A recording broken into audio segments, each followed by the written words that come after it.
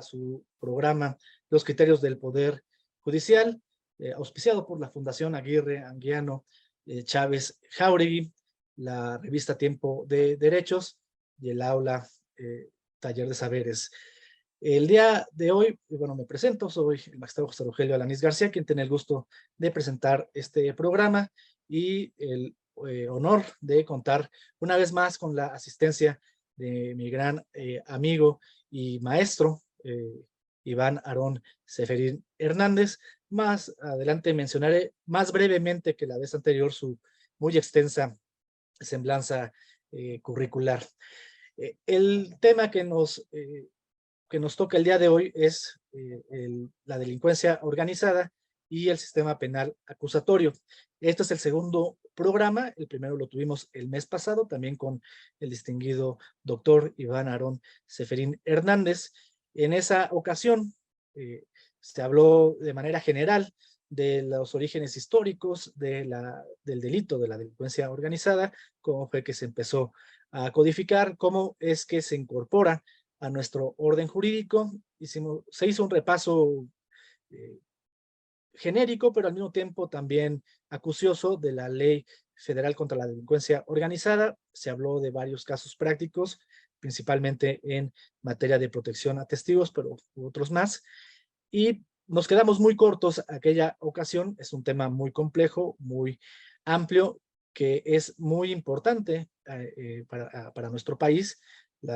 El fenómeno social que acompaña a la delincuencia organizada, que le da origen y en el cual se enquista, lo hace particularmente apremiante para un país como el nuestro. Así que la importancia y la relevancia de abordar este tema, el delito de la delincuencia organizada y cómo se compagina con el nuevo sistema penal acusatorio, es de la primera necesidad y del primer orden.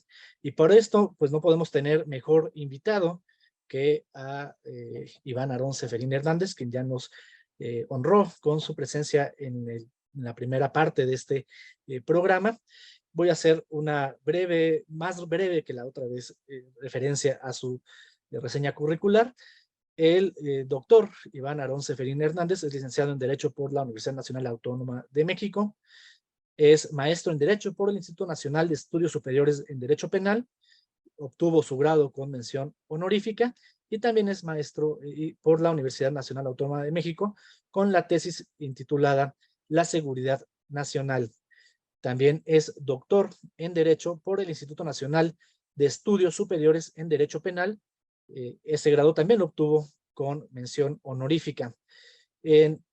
Cuenta con varias especialidades, es también docente por varias instituciones, también es autor y coautor de diversos libros y ha obtenido galardones, y en su experiencia laboral fue agente del Ministerio Público Federal, también fue secretario de tribunal en el Poder Judicial Federal, juez de distrito especializado en el nuevo sistema penal acusatorio.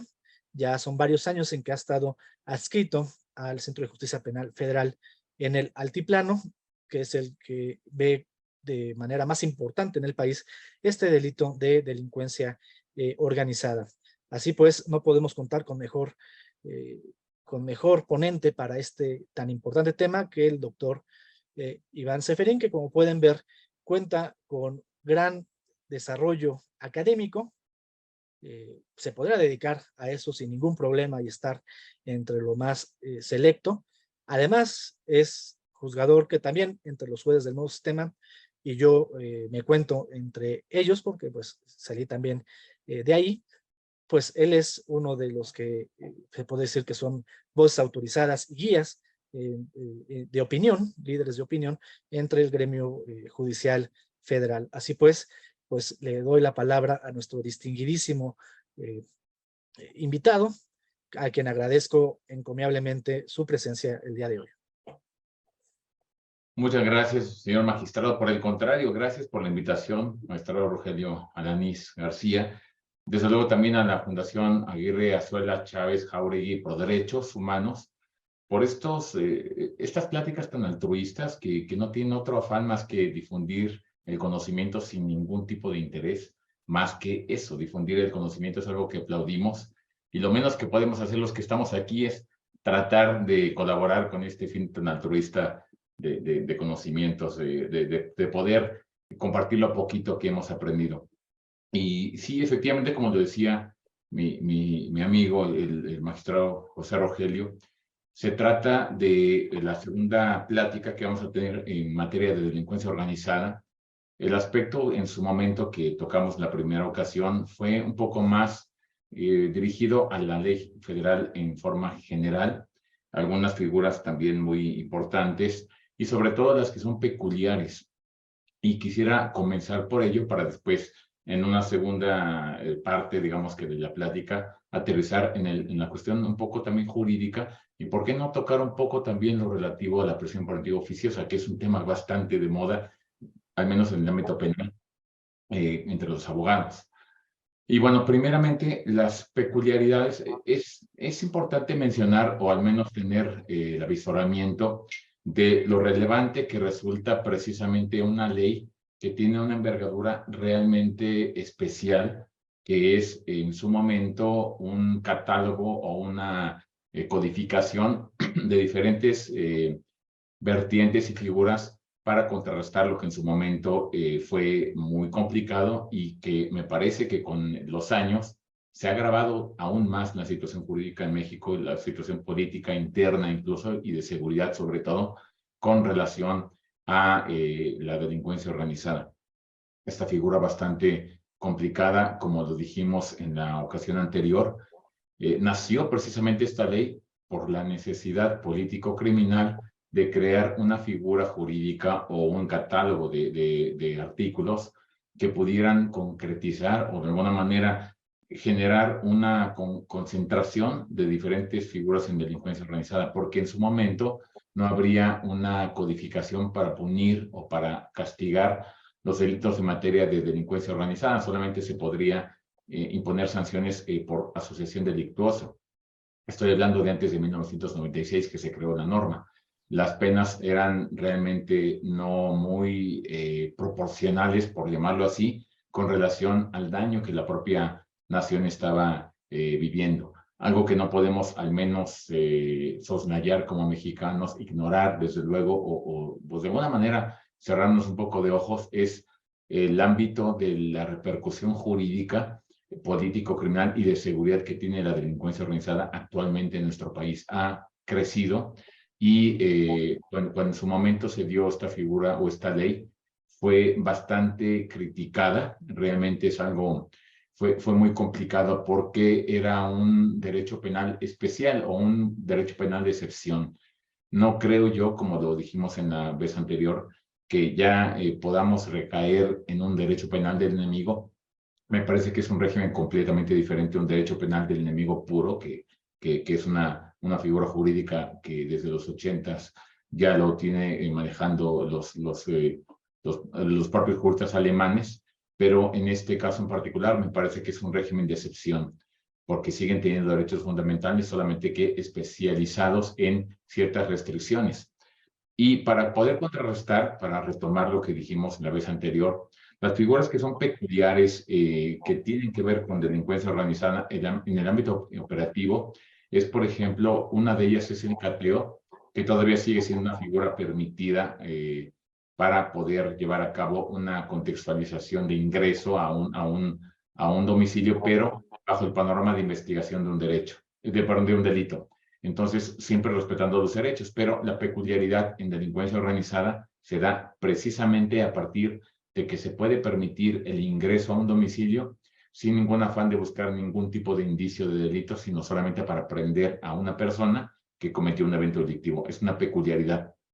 Pero las que son, de alguna manera, o fueron en su momento muy castigadas jurídicamente hablando por los órganos jurisdiccionales y con justa razón, son las figuras que pudieron ser realmente abusivas.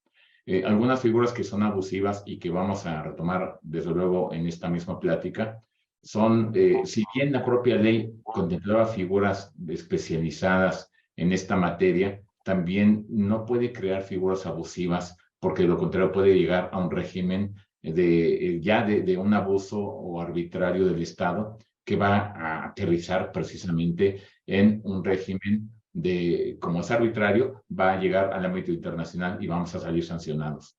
Una de estas figuras, evidentemente, es el arraigo, donde en el arraigo es una figura que se creó en la Ley Federal contra la Delincuencia Organizada, pero se contempló primeramente a nivel de una ley secundaria. Entonces, esta figura del arraigo se contemplaba en esta ley federal. Cuando en 2005 ya las entidades federativas comienzan a repetir esta figura en sus legislaciones 2004-2005, viene una resolución de la Suprema Corte de Justicia de la Nación donde indica que el arraigo en Chihuahua en 2006, fue así como lo decretó, era inconstitucional. ¿Y qué sucede entonces en México? Para poder llevar a cabo, o para poder contrarrestar y rescatar una figura, se eleva a rango constitucional para el efecto de que la Suprema Corte tenga mucha complejidad para poder declarar inconstitucional un artículo constitucional. Desde luego, ya lo dijimos la vez anterior que esto no es viable, pero es la manera de poder meternos en problemas jurídicos internos, porque efectivamente solamente el ámbito internacional es el que va a tener este tipo de repercusiones como las que tuvimos. Pero hay figuras que son de alguna manera proporcionales para el ámbito de investigación y quisiera en este punto aterrizar algunas de ellas que son desde luego bastante, sobre todo útiles. Algunas no muy usuales, pero son muy útiles. Por ejemplo, una de ellas, una peculiaridad, son los agentes encubiertos. Antes se llamaban agentes infiltrados. Estos agentes encubiertos o infiltrados son aquellos, como lo dice el propio nombre, que se van a infiltrar en la organización con una identidad encubierta para el efecto de poder investigar y apreciar todo lo que sucede alrededor de un ente criminal. Es importante mencionar que el agente infiltrado generalmente es un policía federal ministerial, un agente de la Policía Federal Ministerial, que tiene un estudio muy profundo de su perfil psicológico.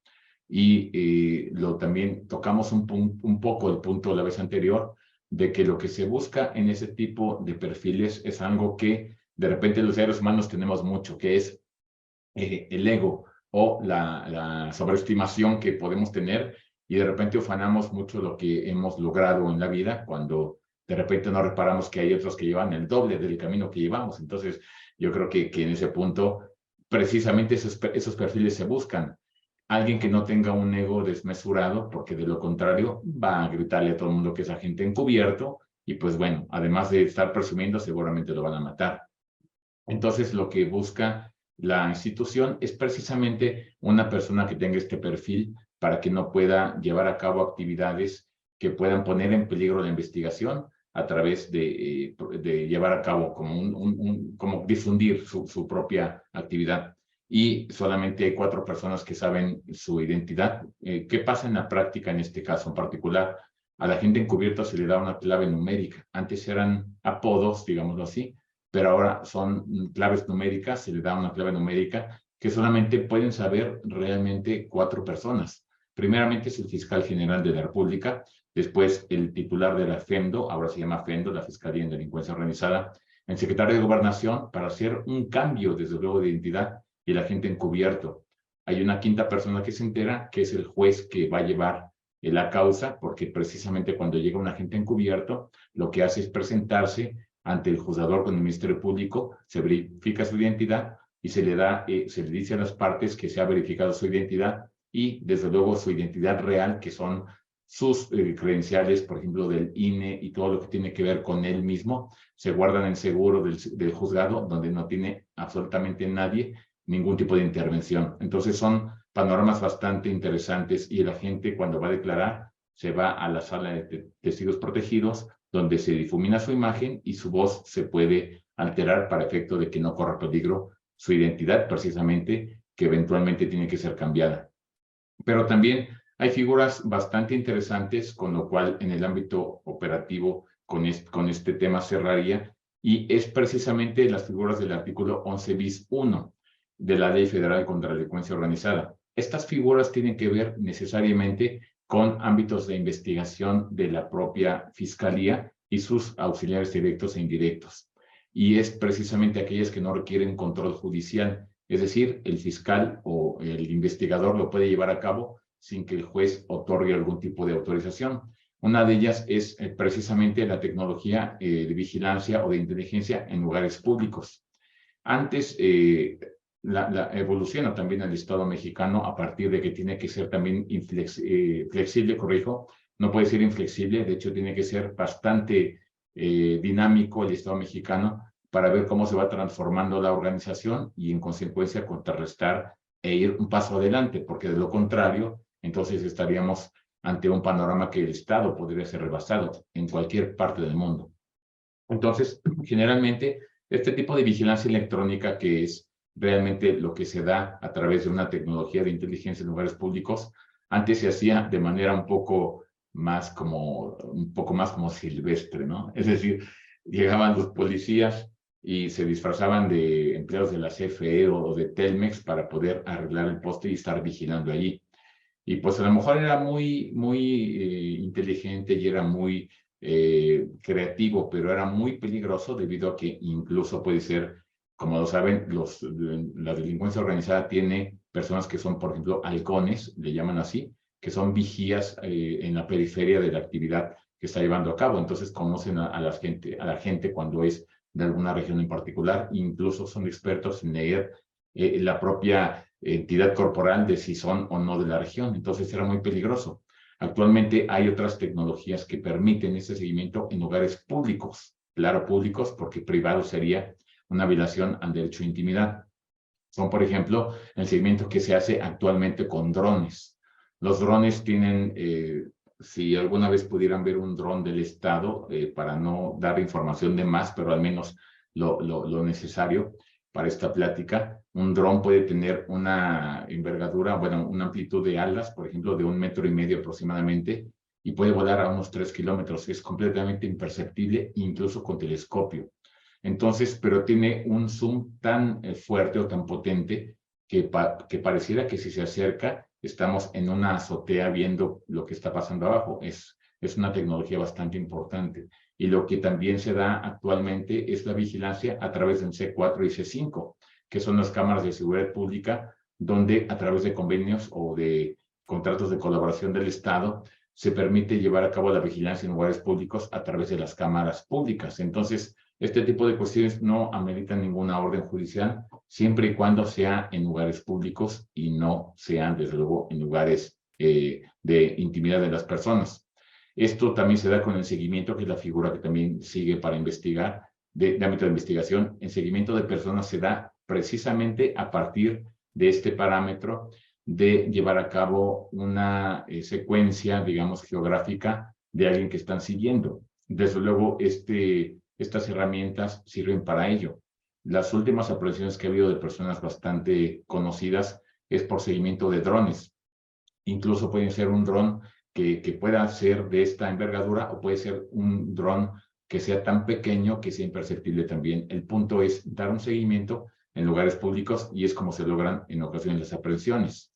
También los informantes, esta figura que le hemos visto en películas de Estados Unidos, los informantes son aquellos que no quieren de alguna manera dar ningún tipo de, no tienen interés en cobrar ningún tipo de sueldo ni en ser protegidos, solamente quieren delatar porque de alguna manera a su jefe o a su superior jerárquico lo quieren delatar porque seguramente los castigaron o porque están inconformes. Dan información al Estado y se permite llevar a cabo este tipo de información siempre y cuando desde luego sea anónima. Es solamente una herramienta de investigación, no es un dato de prueba debido a que no tiene una persona para hacer una referencia a un tercero. También los usuarios simulados es otra de las figuras correspondientes, que se trata precisamente de aquellos que llevan a cabo, por ejemplo, un perfil de Facebook que inventan y mandan la invitación por esa vía para que la persona que están investigando acceda y acepte esta invitación y entonces se pueda dar una interacción. O quizás, por ejemplo, puede ser que vean un domicilio que se está rentando y llamen al teléfono y se hagan pasar por personas que quieren rentar el inmueble y a partir de ahí obtengan información. Entonces son cuestiones bastante interesantes No quisiera reparar en las cuestiones ya de campo, cómo es que se hace, porque ya sería una cuestión de seguridad nacional. Pero el punto en concreto es cómo se lleva a cabo este tipo de actuaciones, que son figuras bastante interesantes. Y bueno, ya ahora aterrizando un poco en el ámbito jurídico, que es un poco también lo que podríamos aterrizar el día de hoy para poder cerrar estas dos pláticas de delincuencia organizada, tiene que ver precisamente con el tipo penal.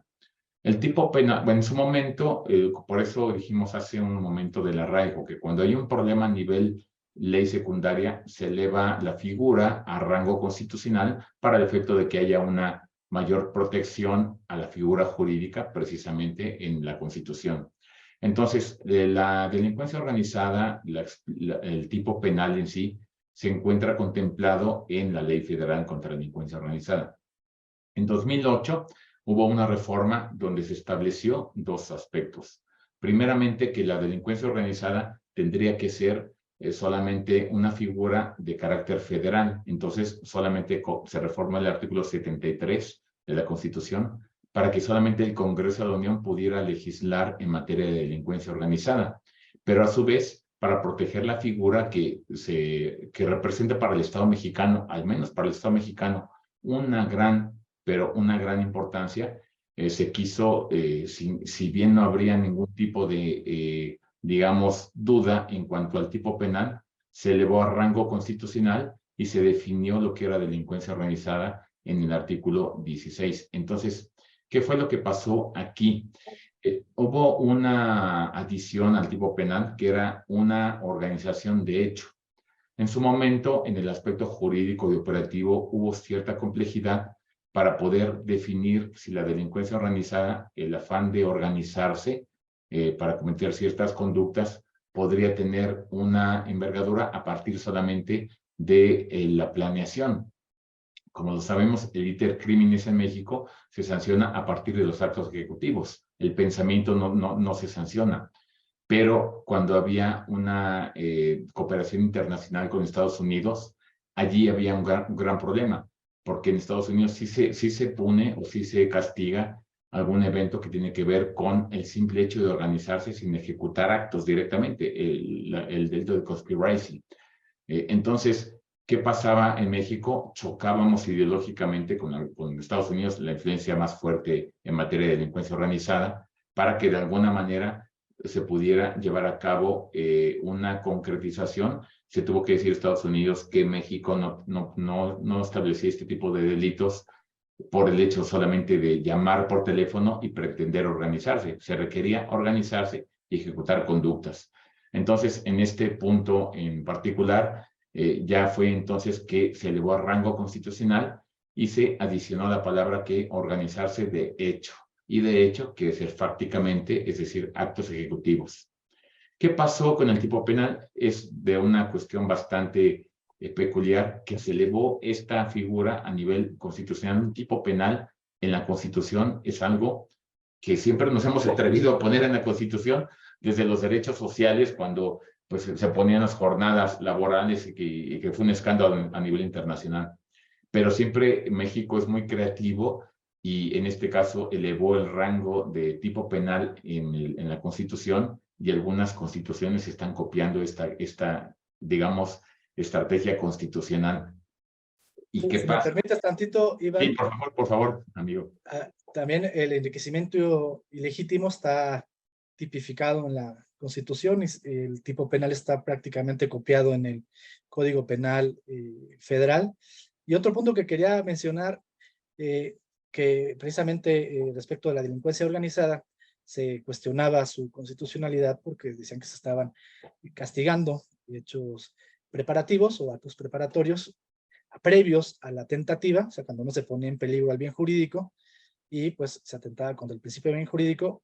Y quería mencionar que, por ejemplo, en el estado de Hidalgo, como está definido la tentativa, también se castigan los actos preparatorios.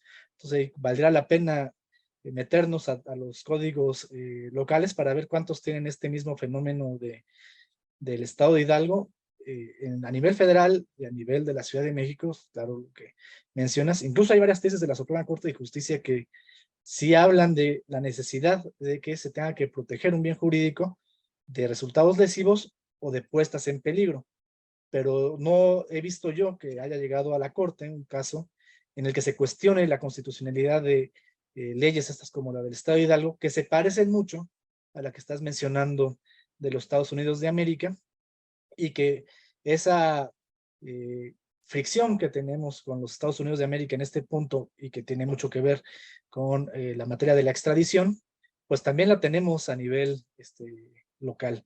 Me parecía importante mencionar estos dos puntos, Iván. Sí, sí, claro, y gracias por este enriquecimiento. Efectivamente, el enriquecimiento ilícito es otro tipo penal que se eleva a nivel de rango constitucional. Curiosamente, magistrado, son eventos de carácter delictivo o tipos penales que tienen una envergadura bastante importante para el Estado. Entonces, por eso es que lo elevan a ese rango. Y de hecho, efectivamente, fue o ha sido muy complicado, y esto es un panorama a nivel ya órgano jurisdiccional, que los órganos jurisdiccionales puedan tener, al menos por puesta en peligro, el bien jurídico tutelado en actos preparatorios, sin que se lleve a cabo una ejecución. Eso ha sido algo muy complicado. No sé si eventualmente puede haber alguna modificación al respecto, como bien lo indicas, magistrado, el código de Pachuca, que es algo que lo digo de manera honesta, desconocía que había algún tipo penal en Pachuca, bueno, en Hidalgo, perdón, de actos preparatorios que pudieran ser sancionados. Entonces, esto es todo un tema realmente para que la Corte pueda atenderlo. Y bueno, y específicamente, porque ya estaremos hablando de si rompemos con la doctrina del iter criminis o de alguna manera, pues se tiene que modificar la norma en algún sentido. Claro. Sí. Y bueno, Sí, no, son temas muy complicados y que pues yo creo que más al ratito lo vas a aterrizar ya en audiencia, como este delito tiene muchas peculiaridades técnicas muy complicadas para resolver en cada una de las fases. y aquí entonces lo que se trató a nivel, al menos se cuidó mucho el tipo penal, que estuviera en rango constitucional, y me parece que el panorama de asegurar que este evento fuera sancionado es precisamente dejar claro que no se puede cometer en grado de tentativa, sino solamente a través de actos ejecutivos. Pero el punto aquí, o lo que fue trascendental, es que precisamente con esta modificación de la reforma constitucional se dio solamente la facultad del Congreso, al Congreso de la Unión, el constituyente dio esta facultad al Congreso para poder legislar en materia de delincuencia organizada. Pero ¿qué pasó en los siguientes años? Por ejemplo, Ciudad de México en 2010 modifica su tipo penal en su ley contra la delincuencia organizada de la Ciudad de México, donde entonces dice, mira qué bonito se ve organización de hecho, vamos a ponerle como dice la Constitución. Modifican su tipo penal en 2010, 2 años después, le ponen que es una organización de hecho. ¿Y qué fue el panorama resultante? Empezaron a sancionar a las personas por delincuencia organizada estatal, digámoslo así, y no habría facultades de la Asamblea Legislativa para poder modificar el tipo penal. Era facultad exclusiva del Congreso de la Unión. Esto aterrizó en una cantidad muy grande de amparos porque se está violentando el artículo 14 constitucional en el sentido de que directamente se está aplicando una norma que llevó a una creación de una autoridad no competente, porque era la Asamblea Legislativa de la Ciudad de México, y realmente el competente era el Congreso de la Unión ya para esas fechas. Entonces, esto se dio a nivel nacional en diferentes tipos penales, y comenzaron a aprender del error, y fue entonces que empezaron a modificar sus leyes, pero ya de inversa. Actualmente esta ley está abrogada. Entonces tuvieron que realmente mejor quitar los tipos penales y dejarlo a la federación para no meterse en problemas de otra índole. Y bueno, en general, el ámbito de delincuencia organizada siempre ha tratado el Estado de contrarrestarlo a partir de los dos poderes que pueden tener esta envergadura, digámoslo así, de interés de protección social, que es el legislativo y el ejecutivo, porque el judicial es un balance más bien de protección de derechos fundamentales. Y precisamente aterrizando en este punto bastante interesante, con el caso de García Rodríguez y Luis Alpizar, muy sonado últimamente, es qué pasaría en el ámbito de la prisión preventiva oficiosa en los delitos de delincuencia organizada. Desde luego, la delincuencia organizada, conforme al artículo 3 de la ley, todos los delitos que tienen que ver con el artículo 2, que es el catálogo, tienen prisión preventiva oficiosa. Ahora, ¿qué pasaría? ¿Cuál sería el resultado? Vamos a un aspecto sencillo y lo digo de una manera, pues la verdad, honesta, ¿no? Sencillo es pensar, tenemos una resolución de la Corte Interamericana y bueno, en consecuencia vamos a ya aplicarla cuando tenemos una sanción por parte de la Corte Interamericana, la sanción es para los 3 poderes.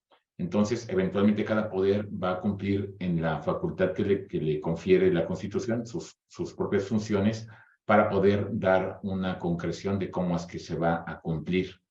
Entonces, por eso es que de alguna manera tenemos un año, en este caso en particular, para dar el informe correspondiente a la Corte Interamericana y que ella califique o no el cumplimiento correspondiente. Pero, ¿cuál es el quid del asunto o cuál es lo delicado o por qué se puede hablar aquí en este caso en particular de que el ámbito no pareciera no tan sencillo y es debatible? La razón de esto, y desde luego este punto se me hace bastante interesante, y de una vez anticipo que por razones de que como es un ámbito académico, para poder dar un criterio personal como juzgador, requiero un poco como la adrenalina de la audiencia. Entonces, ahorita vamos a tocar solamente dónde está el hilo para poder definir una u otra postura. Primero, es claro, el arraigo tiene que desaparecer, no nos corresponde al Poder Judicial, pero sí nos corresponde de alguna manera si llega una figura así. Pero en el caso en concreto, hablemos de la prisión preventiva oficiosa. Se tiene que modificar las leyes internas en México para que se pueda de alguna manera estandarizar conforme a los 4 puntos o 4 hipótesis que ha indicado la Corte Interamericana. Entonces, prácticamente, hablando en palabras sencillas, desaparecer la figura de prisión preventiva oficiosa para volverla justificada. Ahora, el punto, ¿cuál es el aspecto bastante complicado en la actualidad, al día de hoy, de hecho? Que el párrafo 303 nos indica de esa propia jurisprudencia, de esa resolución de la Corte, que es vinculatoria. En algún otro foro habría como ciertas dudas de cuándo es vinculatoria o no. En este caso, evidentemente somos un país, parte de la ley internacional, y la resolución pues, nos vincula de manera directa. Entonces, el párrafo 303 indica que todas las autoridades del Estado están obligadas a aplicar convencionalidad precisamente en la figura de prisión preventiva oficiosa, incluidos sus jueces. Entonces, pareciera que es muy claro el ámbito internacional. Tú tienes que llevar a cabo precisamente esta cuestión relativa a cumplir con la convencionalidad. Y, por otro lado, ese es el ámbito internacional. Vamos al derecho interno. El derecho interno nos dice, primeramente tenemos que llevar a cabo tenemos que tener presente el bloque de constitucionalidad, que ya lo sabemos, solamente es una cuestión como de apoyo de memoria. Cuando hablamos de un bloque de constitucionalidad, hablamos que la Constitución y los tratados no tienen jerarquización, sino que de alguna manera son la ley suprema siempre y cuando confieran derechos fundamentales. E incluso cuando hay un derecho humano en un tratado que no lo contempla la Constitución, se tiene que aplicar el tratado. Y bueno, las restricciones constitucionales. Allí, ese es el punto bastante complicado de qué entender por restricciones constitucionales. Sé, desde luego, que algunos compañeros, en un criterio respetable, porque el derecho no es una ciencia exacta y por eso es lo hermoso del derecho que es debatible, consideran que las restricciones constitucionales son solamente cuando el propio Ejecutivo lo da, ejerce la facultad del artículo 29 constitucional. Este es un panorama, de hecho, es tan debatible que en la misma Corte hubo también esta discusión, se quedó en minoría, desde luego, pero la Corte realmente actuando en pleno puede ir contra todas sus jurisprudencias, no pasa absolutamente nada. Pero los juececitos o los magistrados, los más chiquitos, pues sí tenemos que acatar, ¿no? Entonces, bueno, de hecho, ya ha hecho diferentes pronunciamientos la Corte actuando en sala y actuando en pleno de lo que son restricciones constitucionales. Por ejemplo, está esta jurisprudencia que es la 2015-828, repito el número digital, 2015-828, que es de la segunda sala. Y dice prácticamente que cuando se trata de una restricción constitucional, que es una limitante a un derecho constitucional, precisamente todo lo que tiene que ver con esta cuestión de combatir directamente una restricción constitucional, se debe acatar la jurisprudencia del Pleno, que dice que va a prevalecer el marco constitucional. Otra jurisprudencia, que es la 2007-932, indica que es de la segunda sala, también aclara lo que son las restricciones constitucionales conforme a la tesis del Pleno 293-2011, que es la más famosa ahorita, y dice que todo lo que tenga que ver con agravios que tenga en relación con aclarar una restricción constitucional, simplemente son inoperantes, es decir, ni siquiera en el ámbito de amparo pueden tomarse en consideración porque la segunda sala indica esta jurisprudencia. Existe otra más que es la 2010-428, segunda sala, donde también aclara la contradicción de tesis y dice que las restricciones constitucionales son limitantes a los derechos que se confieren y que precisamente se encuentran justificadas en el texto constitucional. Y dice, e incluso, casi algo así, palabras un poco más llanas, dice la propia tesis de la segunda sala. Pero no se espanten, porque también en el artículo 30 y 32.2 de la Convención tiene restricciones, y es porque es una limitante a un derecho constitucional, convencional en ese rubro internacional. Entonces dice que las restricciones, la Convención indica que también pueden ser a nivel doméstico cuando se contemplan directamente en la Constitución. Y bueno, la que es realmente el tema de debate aquí en concreto y que es desde luego la que se puede tomar en cuenta en uno u otro parámetro, y es aquí donde se da la tela muy delgada respecto de por qué algunos juzgadores, me parece que son la mayoría, están todavía aplicando la prisión preventiva y la minoría no, ante la propia convención. Bueno, perdón, la sentencia de la convención. Y quisiera, si lo puedo compartir, muchas gracias. Aquí está. Esta tesis es aislada, claro, es el pleno 2010.000, pero lo que indica esta tesis, de hecho, lo platiqué con mi amigo, el señor magistrado Rogelio Alanís, precisamente en rubro de sentencias de la Corte Interamericana de Derechos Humanos, directrices para establecer y concretar las obligaciones que debe cumplir el Poder Judicial de la Federación, tratándose de restricciones constitucionales. Primero, ¿cuáles son los dos temas a dilucidar por los juzgadores? Si la restricción constitucional son aquellas que limitan derechos bajo la unidad, el principio de unidad constitucional, donde un derecho tiene una limitante, una restricción. Primero es dilucidar en un criterio del juzgador en autonomía si una restricción constitucional es aquella que está en el 29, como algunos juzgadores lo están catalogando, o bien aquellas que se encuentran directamente como limitante a un derecho. Verbi gracia, prisión preventiva ante la libertad; verbi gracia, de derecho a intimidad ante un cateo, que es la restricción constitucional.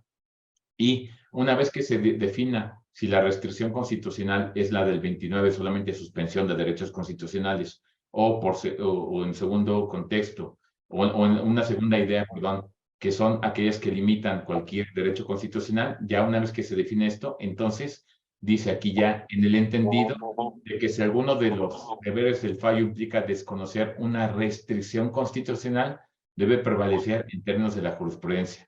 Dicho en palabras sencillas, si hay una restricción constitucional, debe prevalecer la Constitución. ¿Cuál es el siguiente panorama o la siguiente escalón a poder resolver? Es una tesis aislada y puede ser que digan, es del Pleno, y para mí sí es vinculatoria porque es del Pleno. y otros digan es aislada y conforme al numeral 217 de la ley de amparo no me obliga y no puedo acatarla. Es aquí donde hay una tela muy delgada entre un criterio y otro, y una más, para hacerlo más complicado, la armonización de la jurisprudencia nacional con la internacional, para ver si esta jurisprudencia, porque esto es muy importante, esta jurisprudencia bastante conocida, la 193, bueno, esta en particular, que la voy a abrir aquí, si se puede, creo que sí se puede, esta ya la conocemos todo el mundo, que es donde prevalece el marco constitucional. Esta tesis, esta jurisprudencia en particular, fue catalogada en forma probable por la Corte Interamericana como inconvencional, párrafo 176 de la sentencia de García Rodríguez contra Reyes y Reyes Alpizar contra México. Entonces, incluso dice la Corte Interamericana, sin soslayar que existe una jurisprudencia a nivel interno que obliga a acatar un marco constitucional sobre el derecho convencional, cuestión que podría ser inconvencional. Entonces, ya también la propia Corte Interamericana está anunciando que esta jurisprudencia podría ser eventualmente inconvencional. Entonces, pues este panorama es muy importante, magistrado. No sé cómo veas este aspecto debatible. No, pues es un tema muy complicado y como también lo mencionamos, porque pues de esto hemos platicado también ya el doctor Iván y su servidor, depende mucho qué se entienda por constitución, qué se entienda por derechos humanos, qué teoría filosófica o política tenga uno en relación con el sistema jurídico, cómo se integre este. Por ejemplo, si uno dice que se integra por puras normas o puras reglas, o más o menos dice el positivismo, pues entonces no hay vuelta de hoja. Si la Constitución dice que debe imponerse oficiosamente la prisión preventiva en tales cuales casos, lo dice la Constitución y es una regla más entre otras que tiene la Constitución y no habría un parámetro para definir cuál estaría encima de otra, ¿no? Que es precisamente lo que se refería todavía al principio de este siglo en discusiones en el Pleno de la Suprema Corte de Justicia de la Nación sobre la constitucionalidad de normas constitucionales, que era también la tesis de don Felipe Tena Ramírez. Pero si vemos que la Constitución no solamente tiene reglas y que el propio derecho no solamente se componga de normas, o sea, que el derecho no solamente sea un sistema de normas, sino un sistema de algo más, entonces también va a haber principios y va a haber cosas que son generadoras de reglas y estas sí podrían tener alguna diferenciación respecto de las reglas y entonces sí podría haber una jerarquización. Ese es un tema. Otro tema que también se lo mencionaba y que también es algo que debemos tomar en cuenta y que es una crítica que se ha hecho en varios foros, en varios lugares a la Corte Interamericana de Derechos Humanos, en el sentido que es muy unívoca y en el sentido de que establece un solo parámetro de regularidad convencional y de lo que tienen que realizar los estados sin dar demasiados márgenes de acción. Esta jurisprudencia de 2014 en realidad es moderada, aunque ha sido muy criticada por varios ámbitos de la academia, sobre todo aquellas que son más proclives a hablar de que de que debe darse prevalencia a los derechos humanos y también, naturalmente, al derecho internacional de los derechos humanos, pues lo cierto es que tampoco es una cuestión pacífica en general en el mundo.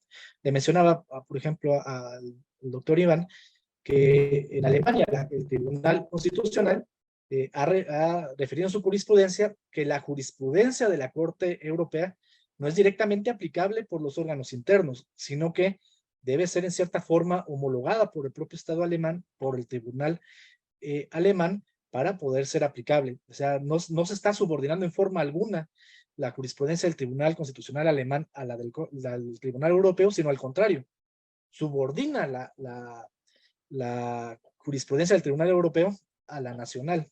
Y estamos hablando del motor de la Unión Europea, junto con Francia, España, Italia. O sea, no estamos hablando de un Estado que quiera incumplir obligaciones internacionales, ¿no? Y entonces el punto está aquí en que la Corte Interamericana está diciéndonos que la jurisprudencia 20-2014 puede ser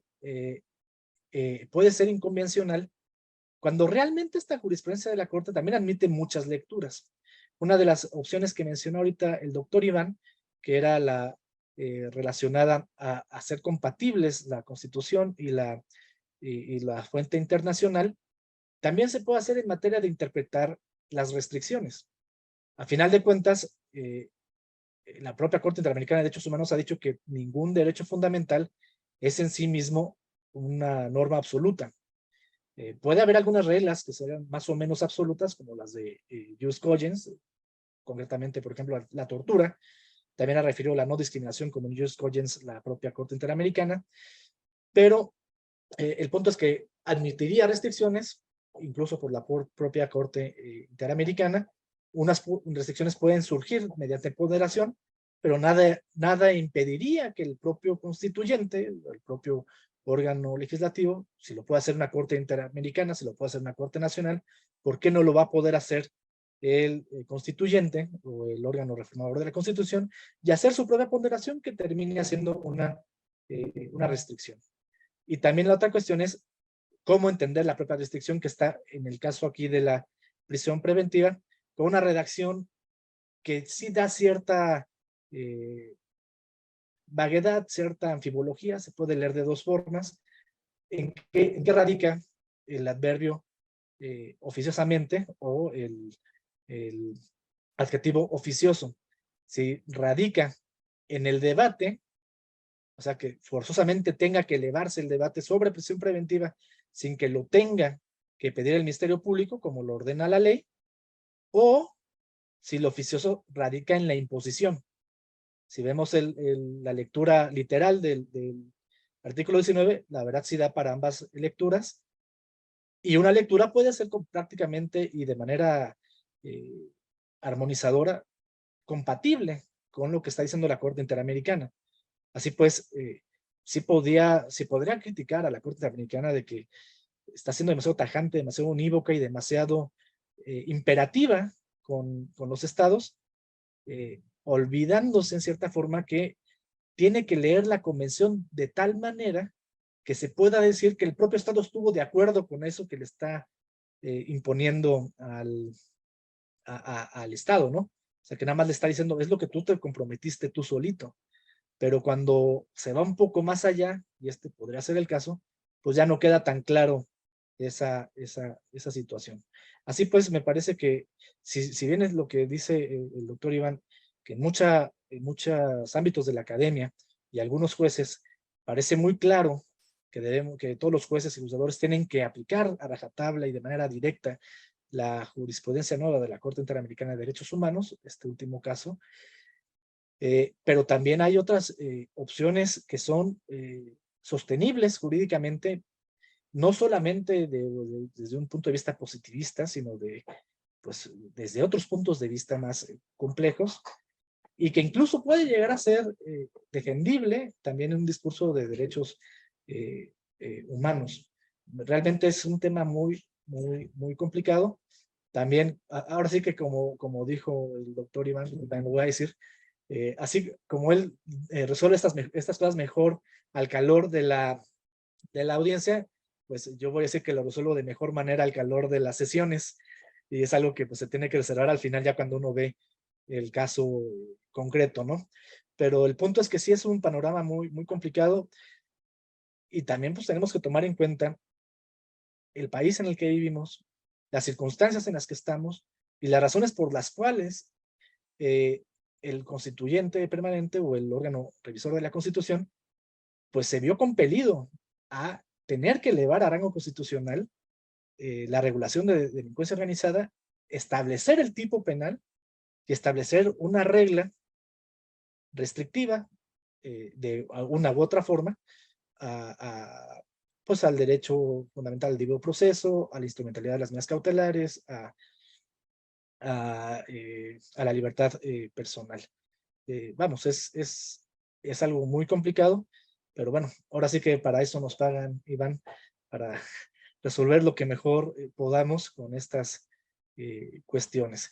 Y quisiera preguntarte, hablando de este tema, recuerdo que había un debate en el que tú participaste, muy bueno, muy productivo, con el magistrado Héctor Lara, que fue algún tiempo, hasta hace poquito, mi compañero en tribunal colegiado, y con el magistrado Nieves sobre la delincuencia organizada y las detenciones en flagrancia. Me parece un tema muy importante porque creo que se puede entender mejor el propio delito en la manera que lo has expresado de manera abstracta, con casos concretos se puede ver o no se puede ver en el mundo fáctico. Uno puede ir caminando por la calle y ver a una persona y por verla decir, hay delincuencia organizada, o él es un delincuente organizado, lo puedo detener, porque recordemos que hay detenciones ciudadanas, o sea, cualquier persona, si pudiera verlo, lo podría detener, si se animara. O pensar de otra forma, pues que no funciona así la delincuencia organizada y que el hecho de que tú hayas investigado y conozcas por otras fuentes que existe determinada asociación y que esa persona forma parte de ella, no implica o no implicaría que en ese momento esté flagrando el delito. Me gustaría mucho que nos hablara sobre ese tema. Pues imagínate, querido magistrado, estar con esos dos monstruos jurídicos que son realmente una gran institución dentro de la institución, los dos magistrados que acabas de mencionar, que son de todo mi respeto y admiración. El punto aquí realmente era, ¿cuándo hay flagrancia en delincuencia organizada? Era un tema muy debatible, de hecho tenía años ese tema en la academia. ¿Cómo se podría tocar o verificar una delincuencia organizada? Primeramente, cuando hablamos de delincuencia organizada, es una organización. Entonces, es claro que los efectos son permanentes, porque siempre y cuando esté organizado el ente criminal. Bueno, sí y no, porque puede ser que no sean efectos permanentes, y esto rompe un poco la doctrina que habíamos tenido en entendimiento hasta ese momento, porque precisamente hay organizaciones permanentes y otras que son reiteradas. La Fiscalía está acostumbrada a ejercer acción penal por un delito reiterado o permanente, dando un sinónimo. Es una cuestión completamente diferente. Una organización permanente es, por ejemplo, un cártel de narcóticos, un cártel de droga que se dedica de manera permanente a estar traficando con narcóticos, los trae de Sudamérica, los lleva a Estados Unidos, los deja en México, los deja en narcotienditas, todo el tiempo está trabajando, ¿no? Es una organización permanente, pero ¿cuál es una organización reiterada? De ahí la diferencia. Una organización que se dedica al secuestro. Un secuestro, por ejemplo, la forma en que ellos trabajan, digamos, de manera usual, es que planean un secuestro, llevan a cabo toda su organización, despliegan todo el operativo correspondiente, secuestran a una persona, la mantienen cautiva, cobran el rescate, ya que cobran el rescate, liberan a la víctima en el mejor de los casos, en el más lamentable la privan de la vida, y ya que tienen el dinero del rescate, se desorganizan, por llamarlo así, y se van a disfrutar de su dinero y vuelven a juntarse otra vez para el siguiente secuestro. Esto es una organización reiterada. Entonces, realmente el hecho de que sea la delincuencia organizada efectos permanentes, no siempre. A veces son como de tracto sucesivo o a veces son permanentes. Entonces, este mismo panorama es el que he defendido desde hace mucho tiempo, en el sentido de que no hay que confundir los efectos con la flagrancia. Evidentemente, vamos a traerlo a colación con un ejemplo más claro. Un secuestro tiene efectos permanentes mientras la persona esté secuestrada. Es decir, mientras la víctima esté metida en una casa de seguridad o donde fuera, el delito, los efectos están permaneciendo en el tiempo. Esto es claro, pero los efectos no se tocan. Los efectos no se pueden palpar. ¿Qué sí se puede palpar? La flagrancia. ¿Y cómo se palpa? A través de las directrices que dio la primera sala de la Suprema Corte de Justicia, que sea precisamente, incluso la propia Corte actuando en pleno, en las acciones de inconstitucionalidad 10 y 11 de 2014, que se publicaron el 25 de junio de 2018 en el Diario Oficial de la Federación. Y bueno, ¿qué dice de la flagrancia? Todo aquello que brilla a todas luces, que puede ser apreciado por cualquiera. Flagrancia proviene de la palabra de flagrare, que significa que brilla, entonces que deflagra. Entonces, tiene que ser apreciado por cualquier persona, sea o no policía, sea o no militar, marino, cualquier persona. Entonces, si nosotros tuviéramos un secuestro, por ejemplo, de una persona que está perdida su libertad, los efectos son permanentes, evidentemente, pero cuando hablamos del líder, el que organizó todo, quizás está en el cine viendo una película. No podríamos no podemos palpar los efectos, no podríamos palpar una flagrancia. Entonces, por esa razón, no podríamos estar en flagrancia. La delincuencia organizada opera igual. Si, por ejemplo, el líder del cártel de cualquier lugar de la República se encuentra en Cancún haciendo castillitos de arena con su hijo, no podría decir la gente alrededor, está cometiendo un delito en flagrancia, ¿no? Aún así, y lo puedo decir porque es una persona pública, ya con sentencia condenatoria, aún así fuera en Chapo Guzmán, no pueden decir, está en flagrancia cometiendo el delito de delincuencia organizada. Dirán, es una persona muy buscada, sí, tiene orden de prisión seguramente, pero flagrantemente cometió un delito por estar haciendo castillos de arena en Cancún, no. Entonces, la diferenciación entre los efectos y la flagrancia es que se puedan palpar, o no palpar, apreciar de manera física. La diferencia sería que estuviera en Cancún llamando por teléfono y sabes que ese cargamento pásalo aquí por Tijuana y pásalo por Acapulco y luego te vas por el túnel. Eso ya es otra cosa diferente porque se está organizando, dando instrucciones que cualquier persona que estuviera junto a su camastro diría a qué se dedica este cuate, ¿no? Entonces ahí había flagrancia, pero no por el hecho de los efectos, que es una cosa completamente diferente. Así lo resolvió la Corte, desde luego hace un par de años, y fue cuando definió este catálogo bien interesante entre un delito permanente, que es, por ejemplo, el tráfico cártel de tráfico de drogas, por ejemplo, y una reiteración. No dice de esta manera, pero dice que una permanencia es aquella que no se interrumpe y la reiteración es el que se da de manera sucesiva.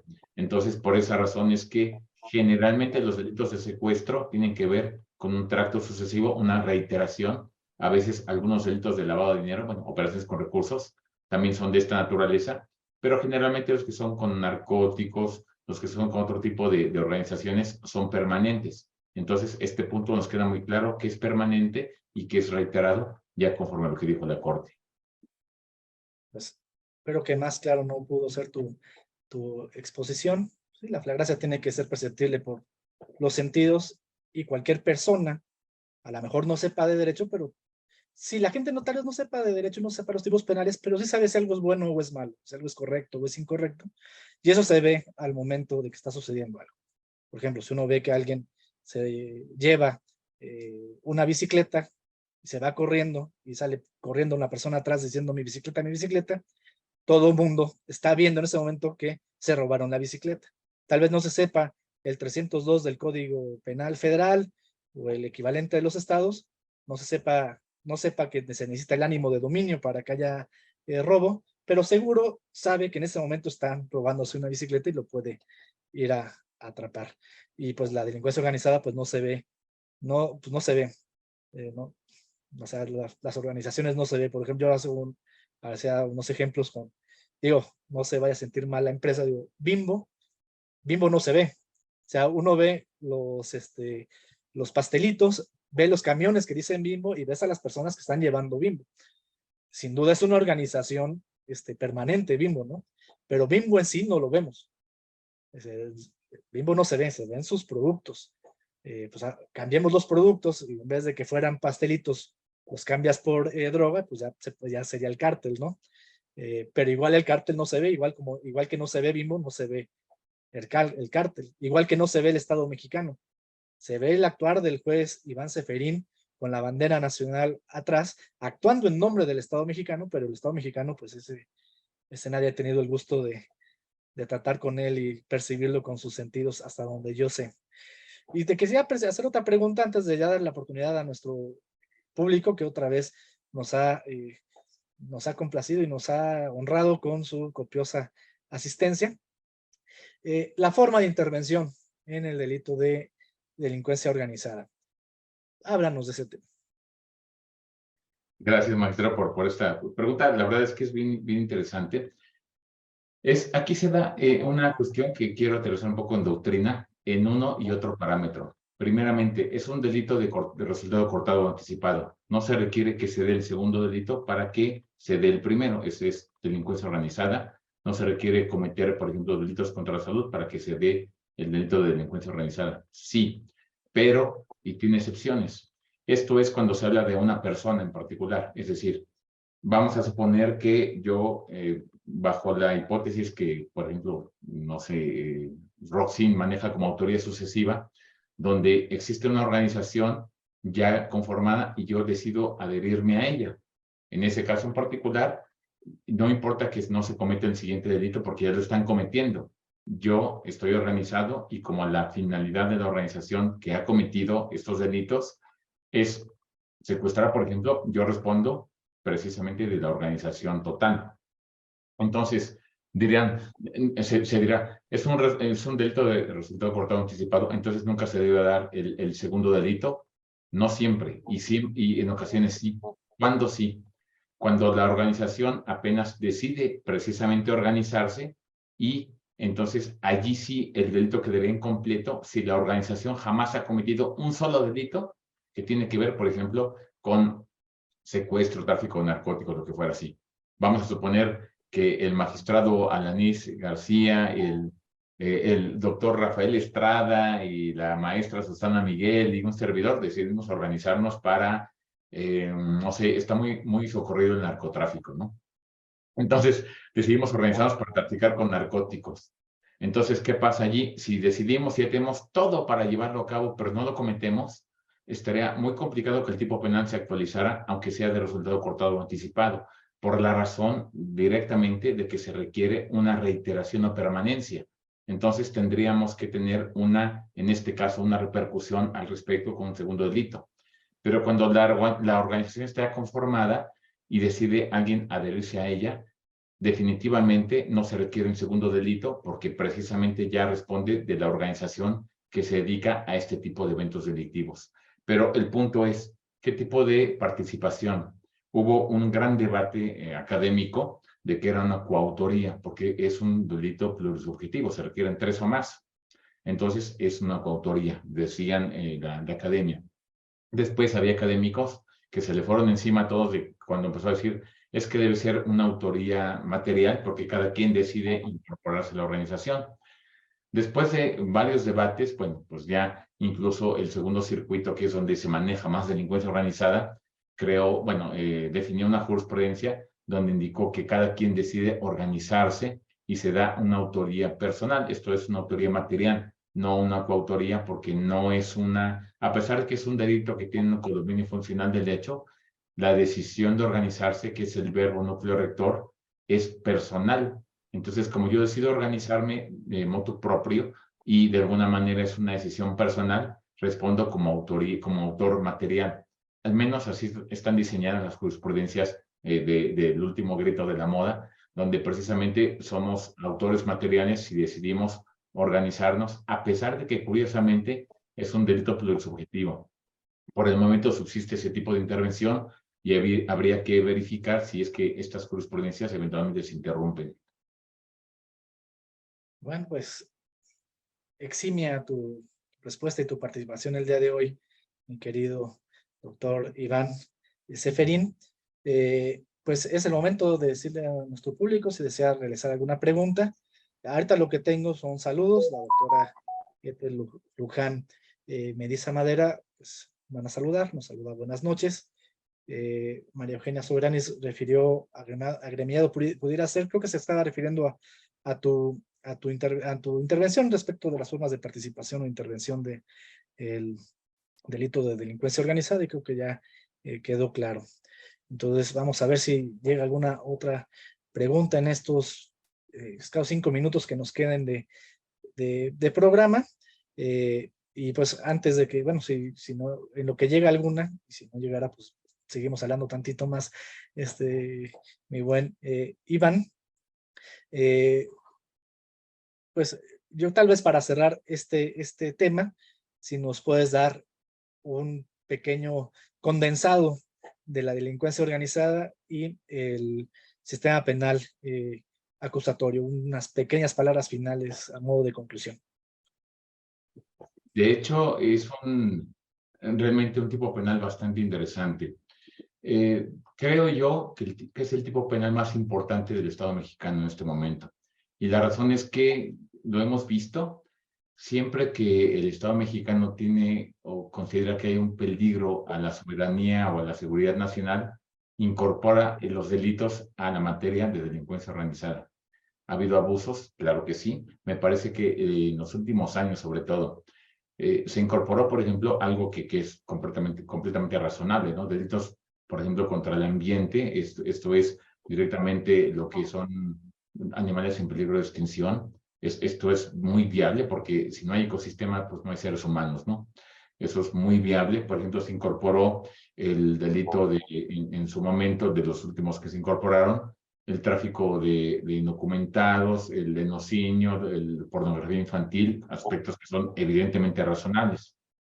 Pero creo que se abusó en 2019 cuando se incorporó al catálogo los delitos en materia de defraudación fiscal y simulación de facturación, las empresas EFOS, empresas que facturan operaciones simuladas, por eso son EFOS, o EDOS, que deducen operaciones simuladas. Se incorporó al catálogo de delincuencia organizada precisamente porque se consideró que esto podría poner en un parámetro muy complicado al Estado mexicano al proliferar empresas fantasma, por llamarlo de una manera más llana, ¿no? Entonces, ¿qué fue lo que pasó? El Estado mexicano en 2019 pues incorporó este catálogo de delitos fiscales, digámoslo así, bueno, contrabando no tanto porque es de lo anterior, pero sí de defraudación fiscal, de operaciones simuladas. Esto es cuando empiezan a surgir figuras abusivas, como por ejemplo el arraigo, donde se detiene para investigar y no al revés. Y estos últimos tipos penales, que creo que sí fue un abuso, porque ya me imagino ahí un dron siguiendo a alguien que está en Santo Domingo haciendo facturas ahí como falsas, ¿no? Entonces, es como muy complicado. La Corte definió efectivamente que era un abuso y resolvió precisamente en las acciones de inconstitucionalidad, que es la 130/2019 y la 136, que este catálogo no es algo excepcionalísimo. Si entran a ese catálogo debe ser proporcional. Entonces, vulneró la proporcionalidad que establece el 22 constitucional de las sanciones con relación a las conductas, y entonces aterrizó precisamente la Suprema Corte diciendo este panorama es inconstitucional porque es una desproporción, no se puede punir como delincuencia organizada una defraudación fiscal, por ejemplo, porque nada más tengo a lo mejor más de 8 millones de pesos y lo cometo en una sola ocasión o dos, ya con eso me van a punir como delincuencia organizada. Entonces, estos catálogos son excepcionalísimos y creo que el Estado mexicano aprendió que allí se meten solamente los delitos de gran envergadura. Un punto a lo mejor que pudiera ser bastante interesante, que no se ha ingresado, son los delitos bancarios. Hay organizaciones grandísimas que se dedican a hackear cajeros, que se dedican a llevar a cabo, desde luego, grandes sumas millonarias de desvío de dinero de los cuentavientes, que los bancos han optado ante esta gran proliferación de hackeos a nivel cajero, a nivel incluso internet, en desconocer y decirle al propio cuentaviente, pues que no, que tú pusiste tu clave, tu NIP, y entonces tuvo que venir a la Suprema Corte a decir no.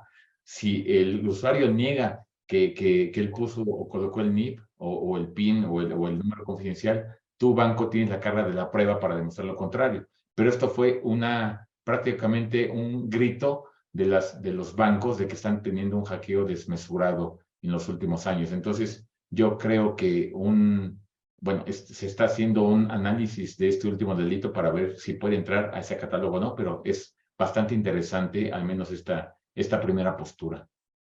Sí, claro, y aparte le está limitando al legislador pues la posibilidad de incorporar de manera libérrima incisos al artículo 2 de la Ley Federal contra la Delincuencia Organizada, lo cual hace escasos 20, 30 años hubiera sido impensable pensar, vamos, la Corte sí está en este punto adoptando una postura más amplia de lo que compone al sistema jurídico y no solamente algo positivista. Dice la doctora Ethel Luján Mediza Madera excelente cosa la jurisprudencia. ¿Hasta dónde llega en cuanto a lo internacional? Supongo que se refiere a la jurisprudencia 20-2014, la que vimos de las restricciones constitucionales. ¿Qué nos puedes decir, Iván? Pues la verdad es que hay al menos, creo que el que casi siempre cumple de manera más rápida una sentencia internacional es el Poder Judicial. Y esto lo hace porque no se requiere más que, desde luego, plantear el asunto de manera pues directa ante sesionarlo y resolverlo. No es tanto como modificar la Constitución, por ejemplo, tan complicado, ¿no? Entonces, se tiene al menos previsto que el mes entrante, en mayo o quizás en junio, la Suprema Corte resuelva dos asuntos en particular, una acción de inconstitucionalidad y un amparo en revisión, que van a dar al menos un panorama quizás diferente con relación a esta jurisprudencia que ya avisó la Corte Interamericana que probablemente es inconvencional. Entonces, pudiera ser que ante este panorama la propia Suprema Corte realice alguna modificación de esta ya la famosa jurisprudencia, pudiera ser, solamente es una probabilidad, pero lo que sí es un hecho es que seguramente lo va a discutir.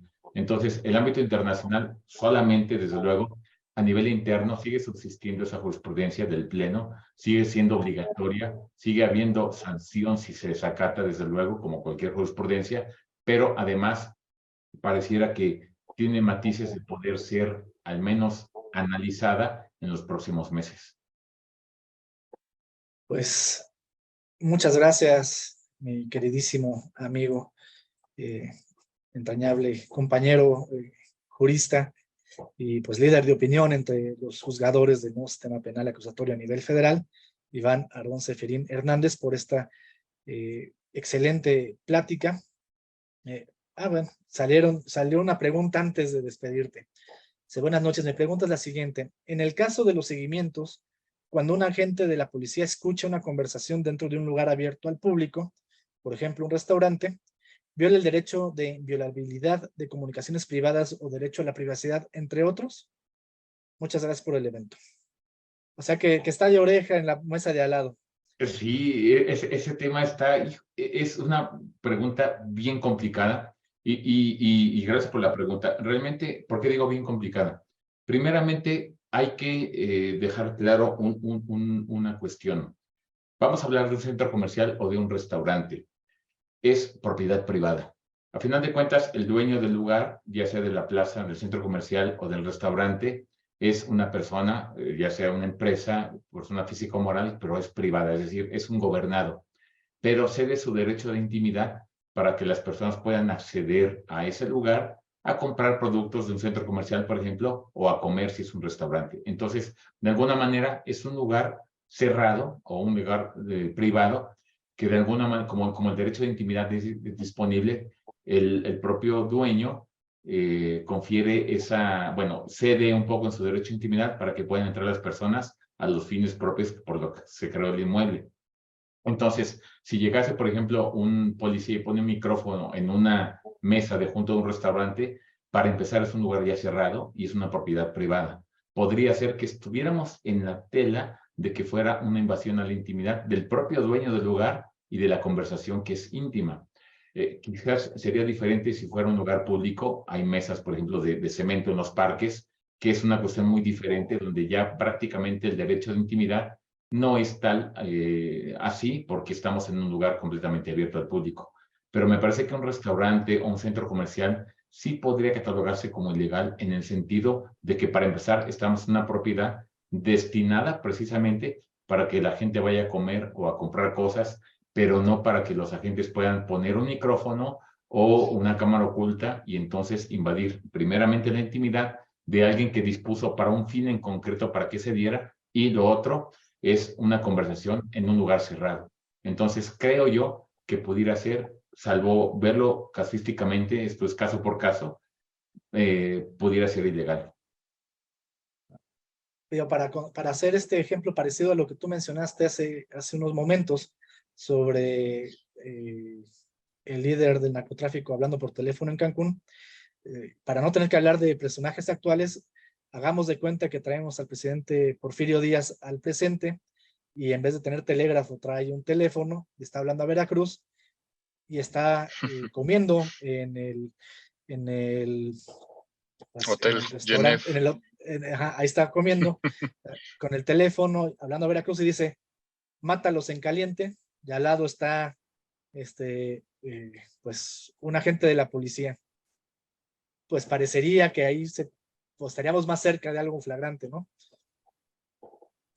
Sí, así es. Sí, porque ahí, pues, evidentemente, como hace rato lo mencionamos, se percibe por todos los sentidos, pues algo que es delictivo, ¿no? Una orden de privar de la vida a alguien. Entonces yo creo que cualquiera diría, llamaría a la policía, oiga, acaba de decir que maten a una persona, ¿eh? Entonces allí creo que sería algo, pues al menos evidente para, como muy bien lo dijiste, magistrado, para cualquier persona, fuera abogado, fuera lo que fuera, sabe lo que es bueno y lo que es malo.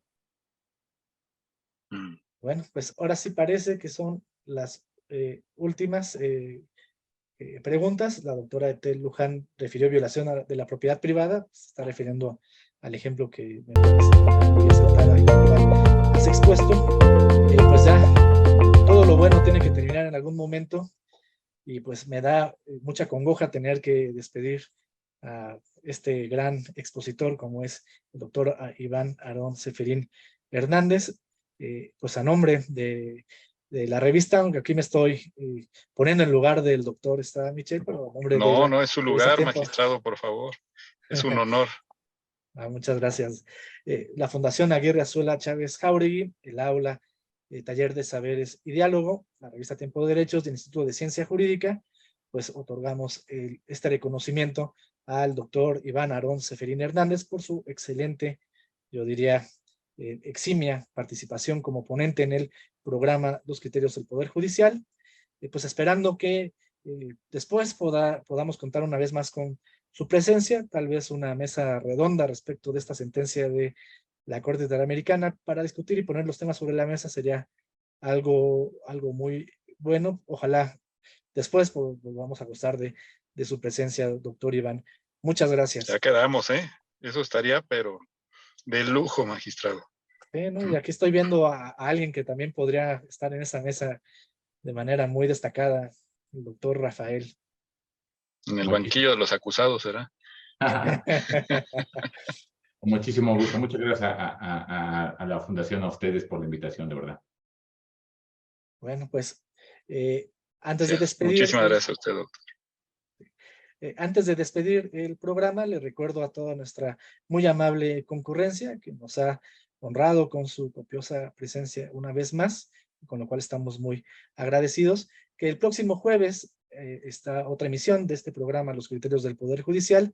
Este caso será en la materia administrativa a cargo del magistrado Cruz Razo.